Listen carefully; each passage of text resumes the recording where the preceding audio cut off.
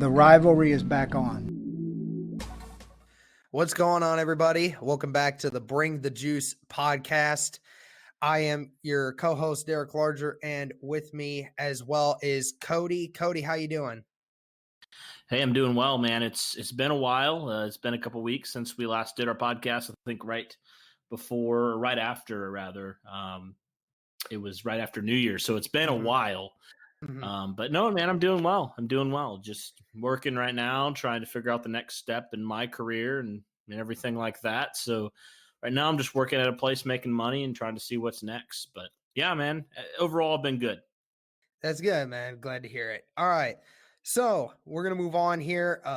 Now that we're officially into the off season for the Indianapolis Colts, we now have another 3 months pretty much until the NFL draft. Actually, 3 months and a week from today will be the day when the NFL draft of 2020 comes along. So be prepared for in the next month or two for Cody and I to bring out some mock drafts for the Colts. We're going to be doing a few of those before the NFL draft actually comes along. But anyway, we're going to talk about a few guys that we're actually going to answer a few questions that I came up with here. One talking about some players who are still on the team and some who have exited. And then we're going to talk a little bit about some names that the Colts could potentially go for in the draft. And then I'll ask Cody a couple of questions, see how he responds to those. And then again, if anybody wants to, let us know in the comments what you guys want us to talk about, because now we're officially in the off season. It's time to start asking some serious questions about some players, some draft positions, things like that. We want to hear what you guys want to hear so that way we can give you guys better content. But anyway, we're going to start with two free agents that came out at the end of this season. One being Anthony Costanzo and the other one being Eric Ebron. So obviously two different stories here for these two different players. First one we're going to talk about is Anthony Costanzo, where we obviously know the news of he is contemplating retiring and not coming back. There's not a whole lot more to really talk about other than speculate why. And we're just kind of wondering the question of, and I'm going to ask you this, Cody, do you believe Anthony Costanzo is going to stay with the Indianapolis Colts, or do you think he's going to retire? Man, it's a really tricky thing right now because, on one hand, you have Costanzo saying at the end of, in the offseason last year, man, this is the best I felt. You just turned 30 and, bringing in Rusty Jones certainly helped there. So on one end, you got to think, well, if he's feeling good, certainly why wouldn't he continue on? But I think it may be more of if there's any player outside of Andrew Luck, who has careers and, things outside of football that I thought, could potentially be a player that could, if that did happen, obviously it's a shock. And it's just like, you don't expect a guy, especially, a first round player in 2011, a player who's been, a staple of your offensive line before Andrew Luck even. Man, it's just weird because Costanzo, he's a smart guy, Boston College guy. He's a guy that has a lot of interest outside of football, similar to Andrew Luck in that way. So certainly it's up in the air, and it's weird that you could be potentially talking about your first round picks from 2012 and 2011 consecutively retiring in the span of 2 off seasons. It's wild to me to even think about that. And I mean, it's just crazy to me, Derek, that this is happening. It seems like, give him all the crap you want for whatever, but Chris Ballard has not had it easy since he's come in as GM. I mean, you think about it, he's had Josh McDaniels leave him at the altar, basically. With that, we don't want to relive that. We all know that fiasco that happened really in Ballard's first year, kind of with his own choice of head coach. His first choice basically leaves him hanging, and Josh McDaniels. And then, you obviously have Andrew Luck retiring, and now potentially Anthony Costanzo. And it's just like things after thing after thing just keeps happening. And Chris Ballard has to endure it. And it's just crazy. It would be another blow. And at this point, Derek, I was a little bit surprised to hear that, but after having Andrew Luck retire a couple weeks before the season, really nothing surprises me anymore with this league, and so it's just wild though to even think about, if we were talking, a couple weeks ago and we looked at draft needs, I mean, we did, and we didn't even have left tackle even remotely up there. I mean, and that would just, does that ruin your plans of potentially drafting a quarterback early, like we talked about? This is probably the number one need, to use that 13 overall pick on a left tackle if Costanzo leaves. And so, man, it's just wild to think that the Colts could be losing two really, really talented players, two players who have been, throughout the 2010s were very, very consistent, probably with some of the best players on the Colts. It's just wild to think about that. But, it's really hard to say, I guess, coming back to your question. Sometimes I ramble. I apologize. And coming back to your question, if there was one player on the Colts who I could see this happening, it probably would be Costanzo because of his outside interests, like I mentioned, outside of football. So certainly it's surprising, but, like I said, Derek, you've seen your star quarterback retire a couple weeks before the season. Nothing surprising anymore. Yeah, and you pretty much covered all of it. I've kind of said my stance several times on numerous different podcasts, saying how I have always been a huge supporter of Anthony Costanzo. Him being a top 5 left tackle, you need to re-sign the guy, do whatever you got to do to influence him to want to play some more. But I'm going to rest at that. But we're going to move on to the next guy who we know is already gone. Eric Ebron, the announcement coming on Chris Ballard's press conference where he announced that they would be most likely parting ways. And sure enough, right after, Eric Ebron was no longer part of the Colts. I guess the ultimate question is, Cody, we've both kind of said how we haven't really liked what Ebron was doing this last year. But are you surprised that Eric Ebron is gone so quickly? I'm not. I think it was pretty obvious to some people. I heard this from different reporters and stuff that the Colts staff was not thrilled with Eric Ebron throughout this season. I know Andrew Luck, even going back to last year, was not thrilled with Ebron's work ethic at all. And he still was able to get that out of him. I mean, that's pretty crazy to me that, that just shows you how good Andrew Luck is. But anyways, it doesn't surprise me on one hand because, just hearing that from the Colts and just kind of the player that Ebron is, I kind of always felt like there was something lacking in Ebron's game. And this isn't a shot at Eric Ebron. Like he had a good year for the Colts last year. And I mean, 2018, he was really, really good. But, overall, I thought that, I probably would probably go the same way the Colts are going and not re-signing Ebron because, he did really well, but let's face it, he was there for one reason only, and that was Andrew Luck. And he's the kind of guy that just goes after the money, and he goes after the place where he thinks he has the best chance basically to get the ball. And so it's not surprising that he doesn't want to be brought back. And then, as far as the culture is concerned, I always felt like, the Colts preach this whole culture of accountability and, wanting to get 1% better every day and all that kind of stuff. It always felt like Eric Ebron was the type of player who couldn't handle criticism at all.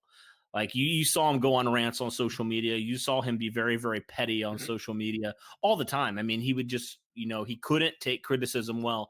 And you look at, different players on the Colts, there's a mold in some of these players and some of their character where, somebody, you even saw it like with Darius Leonard, when somebody would say something bad, he wouldn't get insecure about it. I mean, he would just go out there and want to be better. And that's just the type of player that Darius Leonard is. It's never good enough. But for Eric Ebron, it kind of seemed like he was like, yeah, look what I did. And he never, we know with the NFL, it's not a look what I did. It's more like, what can you do for me now? And so, no, Derek, it's not surprising to me that both parties wanted to kind of part ways and mutually agree to do it. And I hope there's no hard feelings between Ebron and the Colts. But, it was very telling, I think.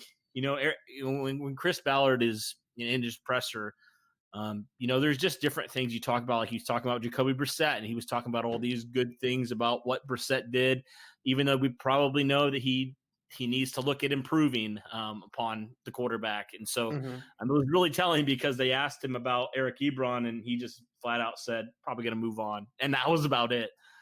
So I think that's pretty self-explanatory to kind of how the Colts were feeling towards Eric Ebron. And it was kind of weird, Derek. I don't know if you remember, like, Eric Ebron went on injured reserve, and it was kind of like a weird thing. Like, it was just like, well, he was hurt like that badly. And I think there's more to that than meets the eye. And it's certainly probably a big reason why, the Colts are Ebron. But no, I'm not really surprised, especially after hearing Chris Ballard in this presser.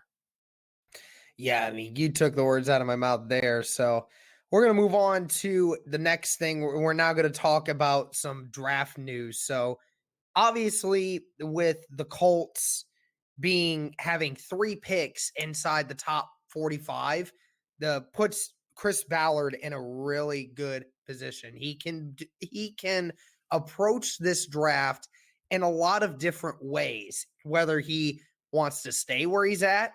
He can choose to trade up to want and give up some of those second round picks, maybe a first round pick next year.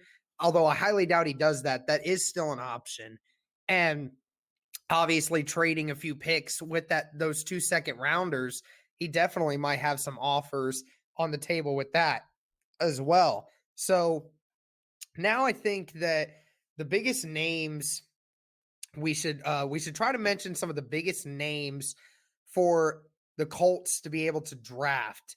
And I think I'll go first with this because I had a few names that I definitely want to talk about, specifically if we're going to talk about, that 13th pick and the 34th pick as well. Those 2 are the biggest questions, and what exactly every other team's going to do with those picks is another thing.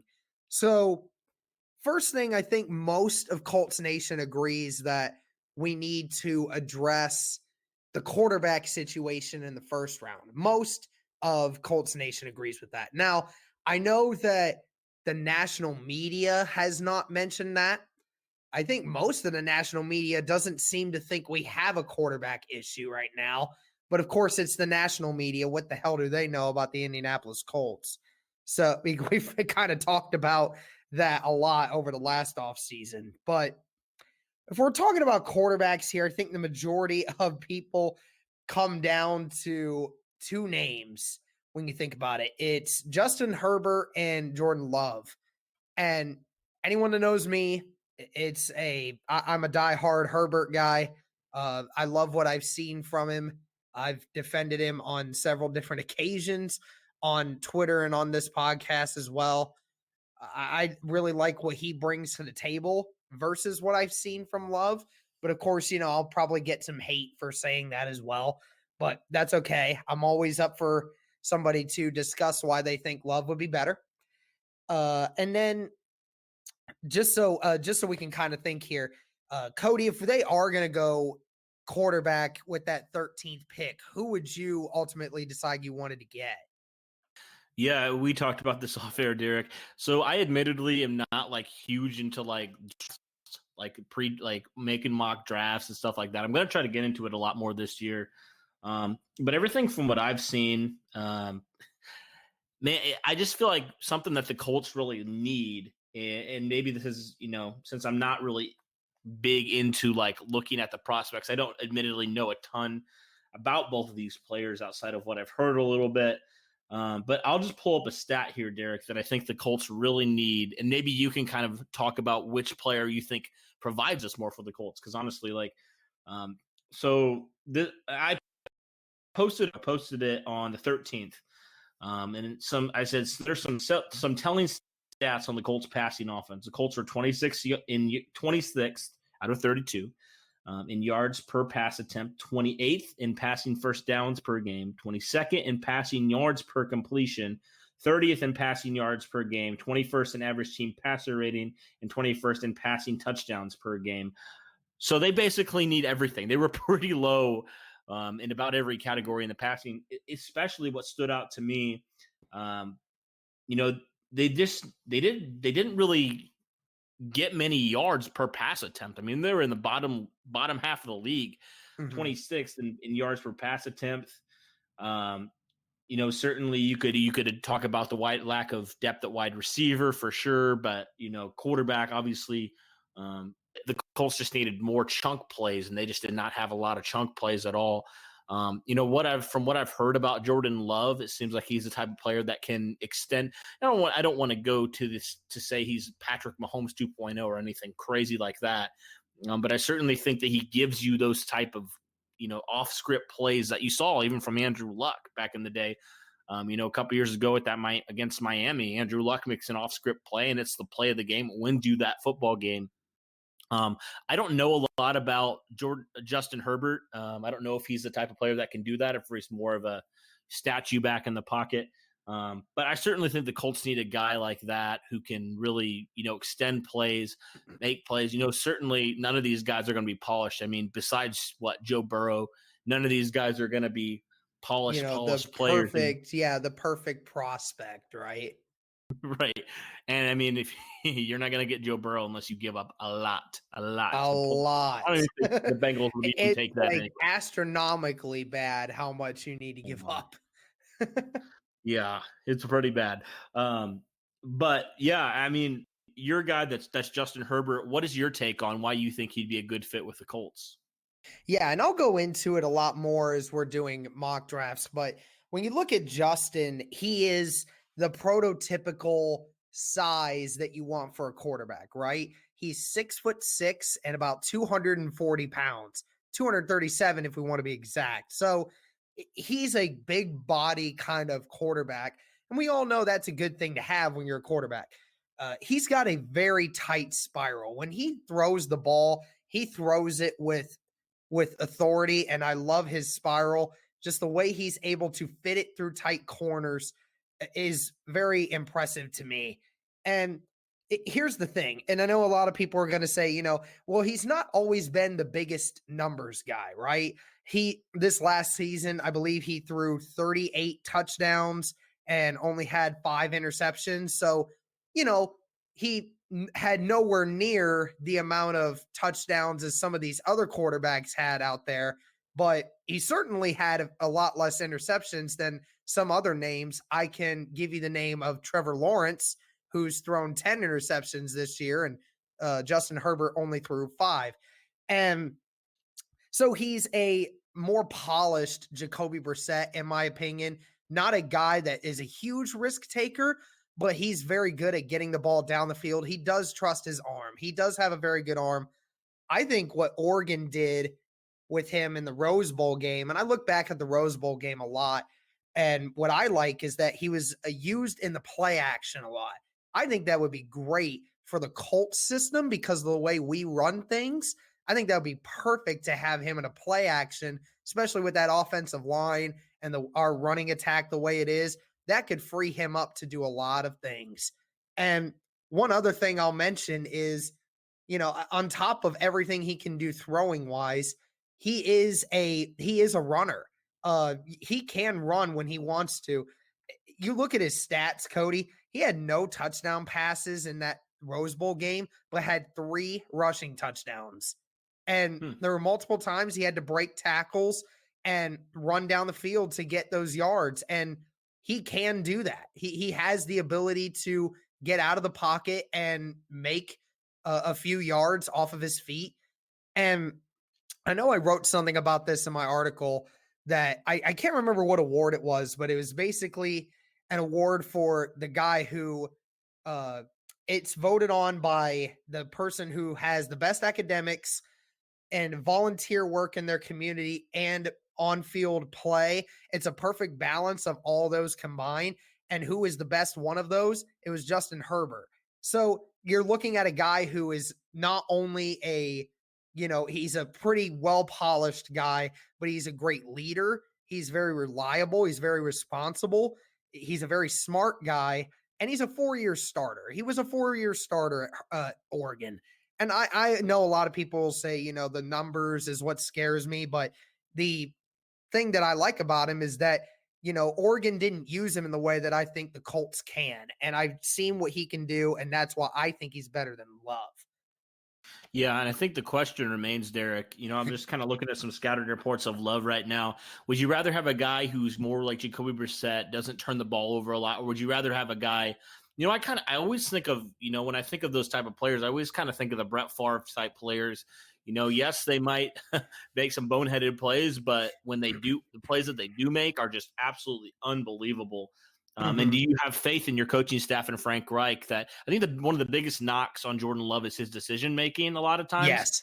Yeah. He turns the ball over a lot. He trusts his arm very much. Yes. Yeah. And I saw a scouting report that referred to him as YOLO ball. So basically just chuck him up and hope for the best. Yep. It is. The 50-50 balls, but, do you trust a guy like Frank Reich, a quarterback guru, do you trust him with the guy more who has, I believe, would have more physical raw talent in Jordan Love, but is more unpolished? Or would you have a guy whose ceiling is lower, but is probably a little more polished and you kind of know a little bit more of what you're getting? I guess that's the debate that we're probably going to have throughout this offseason. Yeah.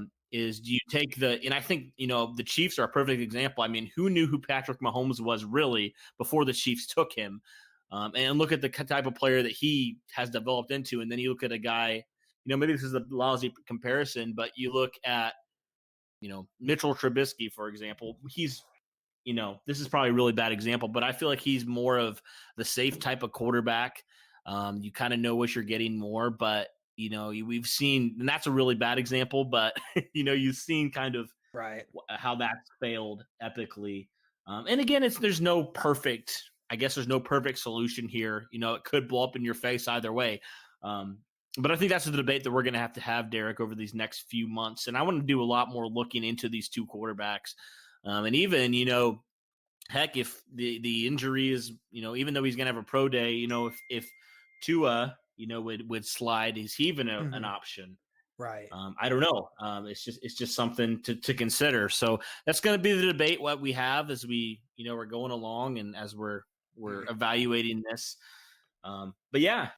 So I like this debate. It's going to be a fun debate over the next couple months. Absolutely. And some other players that we will discuss later on, a bunch of wide receivers. We know we have a need at wide receiver, and there's a lot of them to choose from.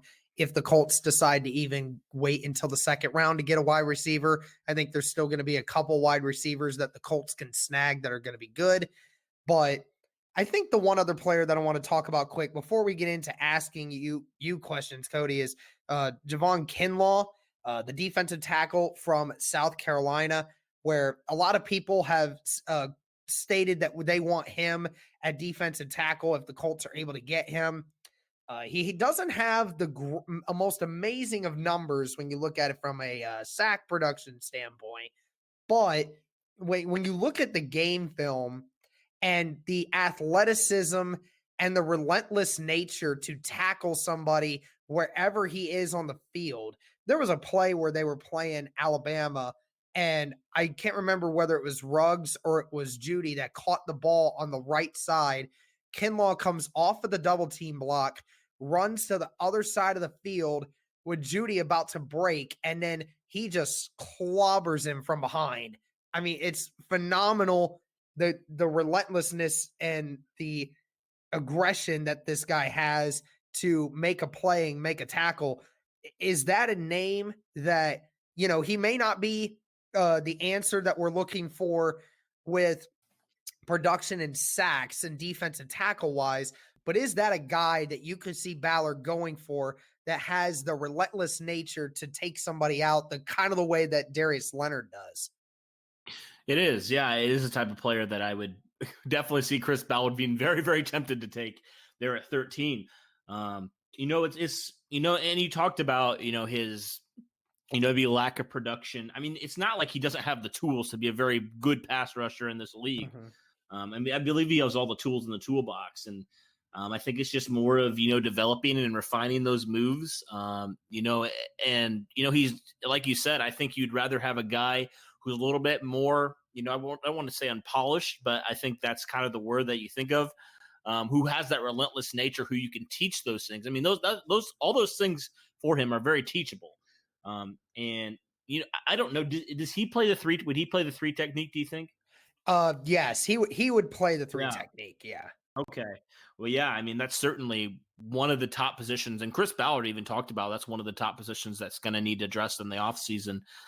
So I certainly think that could be a guy in play. If you don't like one of those quarterbacks, if you think you can get better value, in the second round or however you do it, I definitely think that could be a guy that's in play. And I think that fills a position of need. One of the best, if you believe he's one of the best overall players on your board, I mean, certainly I think that could be a guy that could follow the Colts at 13. I think he's a really, really good player. He's really powerful too, which I think is really big. When you're and 6'2", 6'3", 300 pounds, and you can run the way he does, it's actually phenomenal just how quick and how powerful that guy is. Yeah, I'll read a little thing from the Draft Network about his upper body strength. It says he bench presses everyone he faces. He has the ability to rip opponents away from his frame with one arm and can long arm and sustain leverage against the biggest offensive lineman he faces, which, I mean, that's something that the Colts would love to have on their defensive line. Ragdoll ability when he centers his hands on the chest plate. When his hands are located correctly as a pass rusher, regularly breaks his opponent's grip and can yank himself into the backfield with a violent and unstoppable push-pull. Is lacking for nothing here. Blue chip trait. So that is definitely the type of player that Chris Ballard wants to get. It's a bummer that he has to address the quarterback position because that would be a player that would be absolutely insane. I think that most people would say if the Colts didn't urgently need a quarterback, then Kinlaw would be the first one that we probably would take. Yeah, absolutely. And he could still be. You never know. Yeah, never know. Ballard loves his blue chip talent. So I definitely think he could be a player that could be in play if the Colts don't like a wide receiver or a quarterback that's sitting there at 13 or around 13. Yeah. All right. So we're going to end this one with 3 basic questions for you. You can answer them to the length that you like, but here's the 3 questions. So question number 1, will the Colts move up in the draft to get a quarterback? Ooh, this is a really, really good one. Oh my gosh. No matter what I answer here, someone's going to be mad in the comments. Yeah, I think which one is going to get you more anger than the other. I'm going to say, I'm probably going to say the one that angers people. I'm going to say no. I'm going to say the Colts are going to trust what they have at 13. Should they? Well, that's another debate that we should have. But, I think ultimately, Derek, this is such a tricky question because say the Colts fall in love with Tua and they want to trade up for him. I mean, they have the draft capital to do it. I don't know. I guess I've never seen Chris Ballard trade up in a draft in the first round. So but again, everything's different now without Andrew Luck. So, he really could. But just seeing the Colts philosophy and the love they have of their picks, and I mean, they have some pretty high second round picks there. It would just be hard for me to see that, but I've seen crazier things happen. So I'm going to go no there, but gotcha. I don't know. It's a toss up for me. Yeah. And like most people have Tua being projected to be number 5 with the Miami Dolphins. Some have Carolina taking a quarterback. Some people have the Chargers taking a quarterback. It really does make a difference. I'm sure Chris Ballard will be listening to what everyone else is thinking of doing and then might make a move depending on the mood of the other GMs. Well, guess we'll just have to see. All right. Next question that we have, if I can get this thing up. All right, there we go. Will the Colts draft a defensive tackle before drafting a wide receiver in 2020 draft? Yes, they will. And for one reason, I think the Colts have invested more into the wide receiver position, at least in their minds. I mean, they drafted Paris Campbell in the second round last year, and I think they're pretty high on him. You could bring back Devin Funchess, and you could go get a guy there, second, third round, I believe. But I think that you could definitely, and it's a deep wide receiver class also, I forgot to mention. That's probably one of the deeper positions in this draft. And so I certainly think that the Colts should probably draft a defensive tackle. I think they probably will, just because you can get more quality players later on in the wide receiver position as opposed to the defensive tackle position. So I'm going to say yes. Gotcha. All right. And the big one and it's the last one here.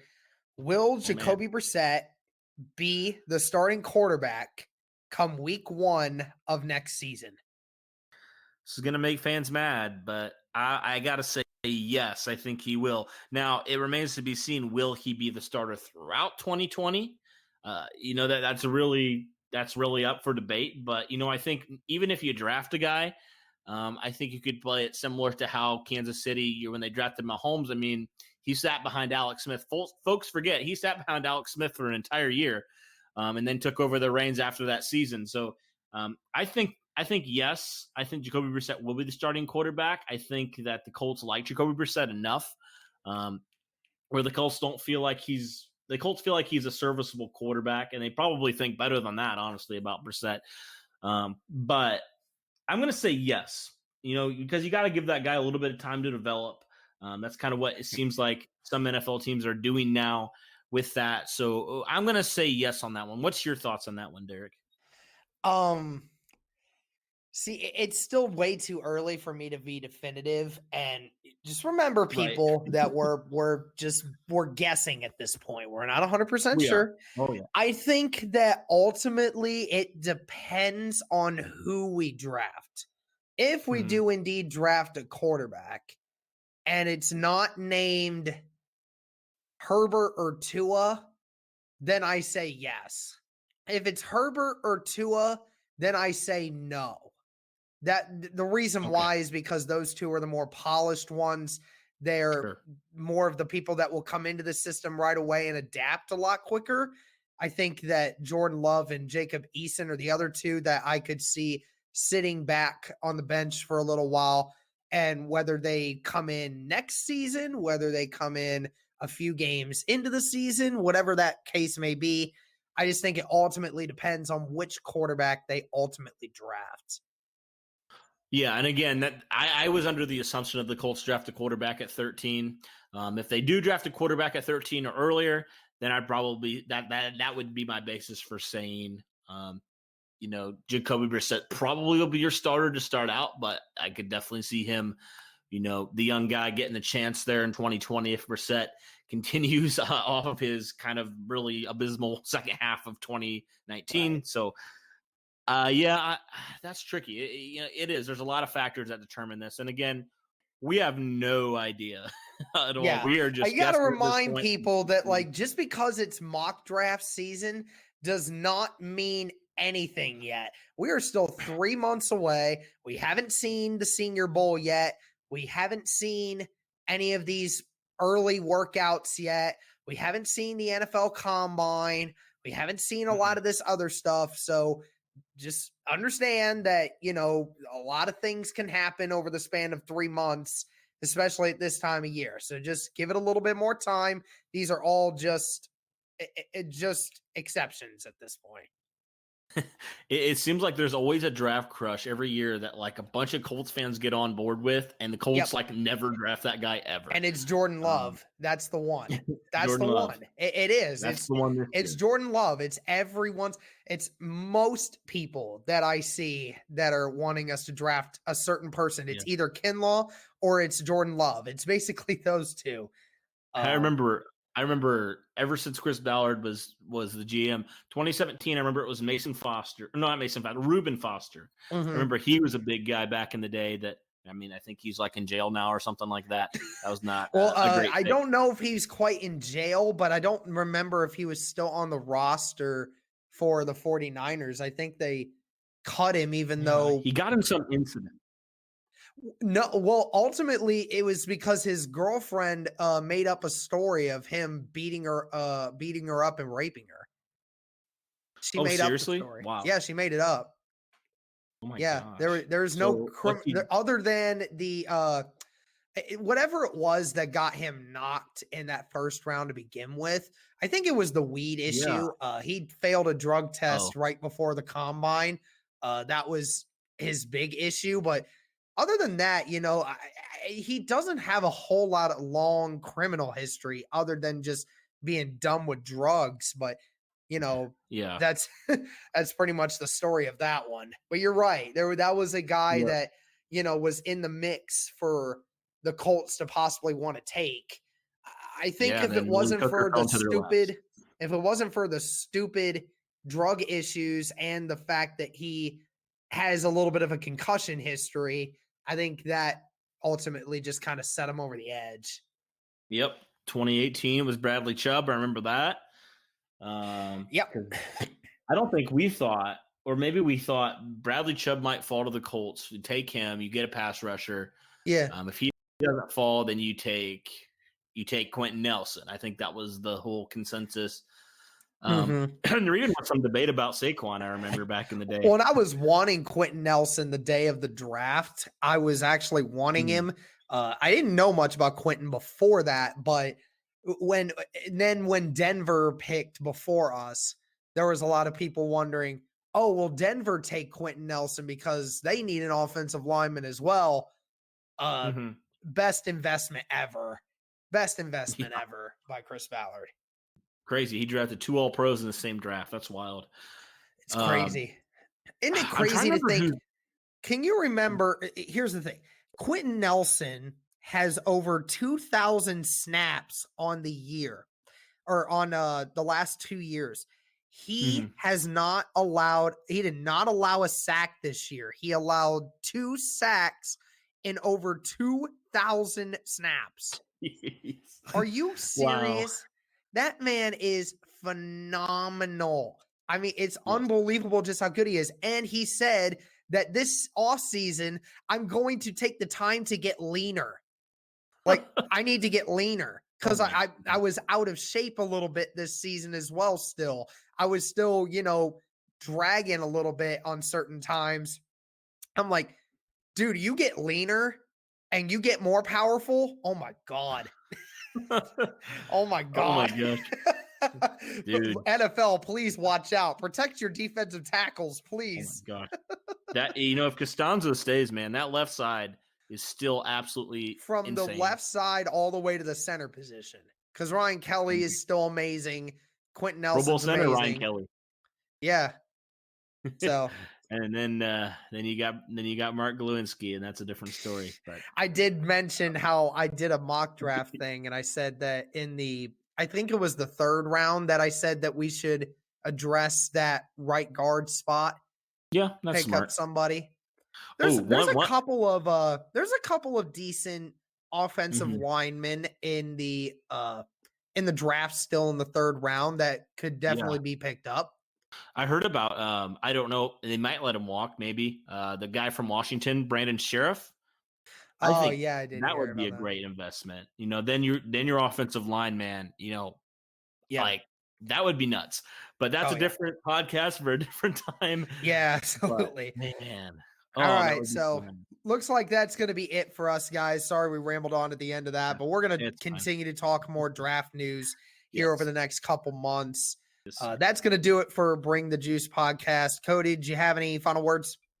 No, one thing I forgot to mention was, man, it's been I didn't mention it on the last podcast, but now it's been officially over a year since I started this podcast. I remember starting it after the Colts won that wild card game against the Texans last year. And so crazy. It's been over a year now. It's been really awesome. Appreciate you guys' support. It's been crazy to see, man, how this podcast has kind of grown a lot. I mean, I don't even know how many subscribers we're at now, but I mean, dude, it's been phenomenal. And I just want to say thank you to each and every one of our listeners. You guys are awesome. We really appreciate you so much. And we want to continue to produce great Colts content, and we can only do that with your guys' love and support. So thank you guys from the bottom of our heart. Thank you. Yep. Thank you guys. All right. That's going to do it for us. And as always, guys, go Colts.